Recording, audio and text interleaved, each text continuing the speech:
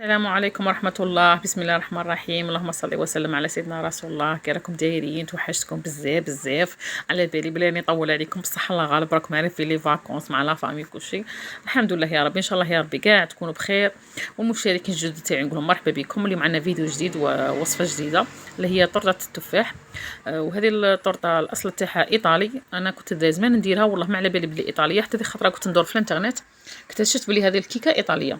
من حوس الاسم تاعها اسمها طورتا فيرساتا ميلي مارميليتا، يعني طرطه التفاح والمعجون. غادي تشوفون هنا كي غادي ندير هذه الطورطه تجي ما شاء الله ما شاء الله. غادي نبدو هنا بالوصفه. هنا عندي 5 حبيبات تاع البيض يكونوا بدرجه حراره الغرفه اللي تكوني جابتهم على قبل من الثلاجه باش تنجمي تخدمي بهم. هنا عندي كاس الا ربع تاع سكر. غادي نحرك غادي نخلط البيض غير واحد الثواني هكا، نبقى نضيف في هذاك السكر. هنا نقعدو نخلطو مليح مليح على سرعه متوسطه بالباتير، ولا تنجمي ثاني غير بلا فوي تعطيك نتيجه مليحه. غادي نبقى نخلط كيما هكا حتى نشوف هذاك الخليط تكاثف شويه ولا اللون تاعها رايح الابيض شويه. قلت لكم هذه الطورطه هنا كانوا جايين ضياف، جات ما شاء الله والله عجبتهم. واغتنموا الفرصه، انا في موسم التفاح راه رخيص. ديري نوعي لهم بشويه تاع التفاح وانتي درتي لها انطاق تجي شابه ما شاء الله، ما تنجمي تخرجيها في يدك ثاني والله ولا تحشمك. غادي قلت لكم هنا نقعد نخلط كيما هكا حتى يبيض معايا شويه يولي كثيف على نار قلت لا عفوا على نار متوسطه، على سرعه متوسطه. نبقى نخلط فيه. قلت لكم ميم بلا فوي تنجمي ثاني تخدمي هذه الكيكه تاعك.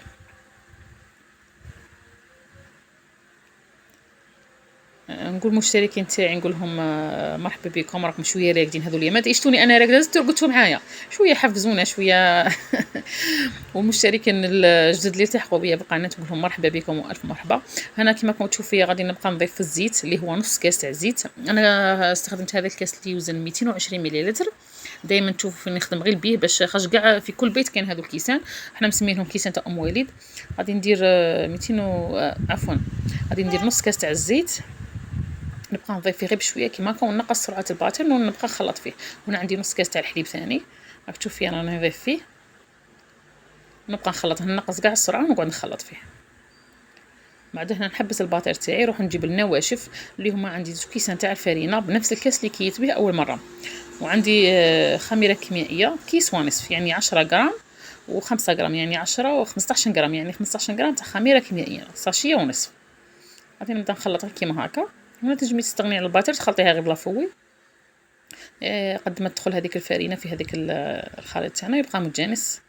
غادي نروح نجيب بلا كيما هكا. انا هذا البلا تاعي في 30 على 25 جات تجي سوا فيه، ما تجي لا عاليه لا مهوده. غادي نفرغ نصف الكميه برك، تبعوا معايا مليح. غادي نفرغ غير نصف الكميه مليح، ونصف الكميه غادي نخليها من بعد. غادي تشوفوا الطريقه معايا. غادي نحاول باش نمشيها كاع هكا في البلا باش تجي متساويه، ما تجينيش جهه طالعه وجهه هابطه. نمشيها كيما هكا غير بشويه. وراني شاعله الفرن تاعي من تحت. غادي نسويها كيما غير بالسباتيل. انا خاصني واحد شويه زيت غير واحد شويه. غادي نروح ندخلها قلت لك على فرن متوسط الحراره. نطلعها شويه في الرف الفوقاني وخليها طيب على غرض. هذه هنا الكيكه ما غاش تديكم بزاف وقت يا ربي، ربع ساعه هكا ولا 20 مينوت، وكل وحده على حسب الفرن تاعها. غادي نطيبها ونزيد نشعلها من الفوق باش تحمر كيما هكا. ومن نخرجها نخليها تبرد غير واحد شويه. نروح نجيب هنا عندي 3 مغارف تاع مربى معجون المشماش ولا اي معجون اللي عندك. نبقى نمشي فيه كيما هكا. هنا ماذا بك ديري كميه مليحه تاع المعجون باش تجي فيها طبقات، تجي باينه الطبقات تاع المعجون فيها. غادي نروح هنايا نجيب التفاح تاعي بعد ما غسلته هنايا ونشفته. غادي حبيبات نقطعهم كيما هكا شرائح كيما راكم تشوفوا. هذو نستحقهم من الفوق للتزيين. والحبيبات الاخرين غادي نقيه كيما راكم تشوفوا هكا ونروح نقلع عليه الجلفه تاعه باش نقطعه مربعات. قلت لكم حبيبات نديرهم شرائح هكا بلا ما نقلع عليه الجلفه تاعه.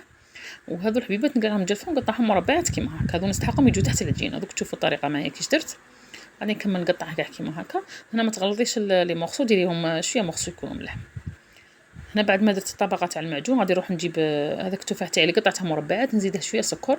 ولا عندكم هنا من الاحسن قرفه مطحونه. انا كنت كي بغيت ندير القرفه المطحونه جات بنتي طيحت لي هذيك البوكاله ما بقات لها لا قرفه لا كوزينه ولات غير زداج. انا ديريه قلت لك مع شويه سكر شويه قرفه وفرشيه كيما هكا فوق الطبقه تاع المعجون. غادي نروح نجيبوا هذيك العجينه اللي بقات لنا. غادي نحاولوا باش نفرغوها كاع على التفاح هذاك اللي درته. هاي والكميه هذيك تاع التفاح اللي قطعتها شرايح، ثاني ندير لها شويه قرفه مطحونه وشويه سكر ونفرشها كما راكم تشوفوا. هنا التزيين يبقى اختياري، انا عطيتكم الفكره وانتم تزينوا كما تبغوا. هنا كان عندي شويه كوكا وإيفيلي درت هنايا في الوسط، وهنا تبغي ما ديريش كوكا إيفيلي، ثاني تبغي تستغني على الوصفه. قلت لكم انا عطيتكم الوسمه وانتم دبروا لسانكم. هنا تبغي ثاني في رحبه الكوكا وإيفيلي ثاني تنجمي ديري عفوا الماط كوكو. غادي ندخلها الكوشه طيب غير من الفوق، هي من الاحسن تنقصي لها من الفوق، تشعلي لها من الفوق وتهودي البلاط تاعك تحت وتنقصي لها، خاطر لو كانت تقوي لها غادي غير يحمر لك داك التفاح وهذاك كوكا وفيه تحسبيها طابت والعجينه تقعد لك خضراء. حنا نقصي لها من الاحسن هذيك العجينه كاع اللي دخلت في وسط التفاح باش طيب لك مليح سيرتو في الجوانب، وطلعي عليها كي تشوفيها طابت في الجوانب هكا العجينه كاع نشفت هذيك صايره هي واجد. كي تخرجيها كيما هكا تجيبي هذاك المعجون ولا ناباج ولا لاجولي ولا اي حاجه عندك، طليها فوق هذاك التفاح كما راكم تشوفوا هكا وخليها تبرد وقطعيها وتجي ما شاء الله ما شاء الله. قلت لكم ضيافتي هبلوا عليها عجبتهم، وانا دائما نديرها لوليداتي وتعجبهم، سيرتو من نكونوا في موسم التفاح هكا يكون تفاح شويه رخيص متناول الجميع. وان شاء الله يا ربي شهيتكم في الجنه. والى فيديو اخر ان شاء الله. غادي تشوفوني هنا قطعتها تجي ما شاء الله، تجي طبقه تاع عجين زيد معجون زيد طبقه تاع عجين بالتفاح، وهي اصلا هنا راهي تفاح في تفاح. وهنا فوق هذاك الكوكا والإيفيلي غادي ندير غير واحد السكر غلاس كيما راكم تشوفوا كيما هكا باش يعطينا نظره شابه كيما هكا. قلت لكم هنا التزيين يبقى اختياري. نتمنى ان شاء الله يا ربي تجربوا هذه الكيكه طورطه فيرساتا ميلي مارميليتا، جايه طيبه.